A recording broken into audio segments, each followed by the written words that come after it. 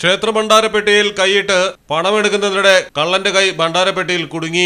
എത്രയൊക്കെ പരിശ്രമിച്ചിട്ടും കൈ പുറത്തെടുക്കാനായില്ല. ഒടുവിൽ നാട്ടുകാർ കണ്ടു. പോലീസ് എത്തി, ഫയർഫോഴ്സ് എത്തി. ഭണ്ഡാരപ്പെട്ടി ആയുധങ്ങൾ ഉപയോഗിച്ച് തുറന്ന് കള്ളന്റെ കൈ പുറത്തെടുത്തു. കൈയോടെ പിടികൂടി കൊണ്ടുപോയി. ഭണ്ഡാരപ്പെട്ടിയിൽ ഉണ്ടായിരുന്നതാകട്ടെ ആകപ്പാടെ 500 രൂപ.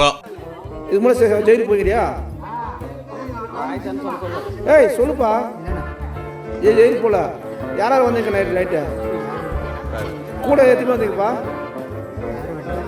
எதுக்கு வந்தங்க கோயில் வேணா என்ன பாரு பார்த்து சொல்லு. எதுக்கு வந்த கோயிலுக்கு? இங்கே நான் முசூல் இருக்கு இந்த ஊரில். இந்த ஊரில் முசூல் இருக்கா? கூட வந்து யாரும் சொல்லு. கூட வந்து யாரும் வந்தீங்க? ചെന്നൈയിലാണ് സംഭവം. ശേഷ്യാപ്പെട്ടി ഗ്രാമത്തിലെ പെരിയാണ്ടിയച്ചിയ അമ്മൻ കോവിലാണ് നല്ലമ്പള്ളി സ്വദേശി തങ്കരാജിന് പണി കിട്ടിയത്. ഭണ്ഡാരപ്പെട്ടി തകർത്ത് പണമെടുത്ത് മുങ്ങാനായിരുന്നു പദ്ധതി. ഇരുമ്പ് കൊണ്ടുള്ള ഭണ്ഡാരപ്പെട്ടി തകർക്കാനാകാതെ വന്നതോടെ ദ്വാരത്തിലൂടെ കൈ അകത്തേക്കിട്ടു. പണമൊന്നുമില്ലെന്ന് മനസ്സിലായതിനെ തുടർന്ന് കൈ തിരികെ എടുക്കാൻ നോക്കിയപ്പോഴാണ് സാധിക്കുന്നില്ലെന്ന് മനസ്സിലായത്. പഠിച്ച പണി 18 നോക്കിയിട്ടും കൈ ഭണ്ഡാരപ്പെട്ടിക്കുള്ളിൽ തന്നെ. ഏറെ നേരത്തെ പരിശ്രമത്തിനൊടുവിൽ അവശനായതോടെയാണ് ക്ഷേത്ര ഭണ്ഡാരപ്പെട്ടിക്ക് സമീപം തന്നെ ഇരുന്ന് നേരം വെളുപ്പിച്ചത്.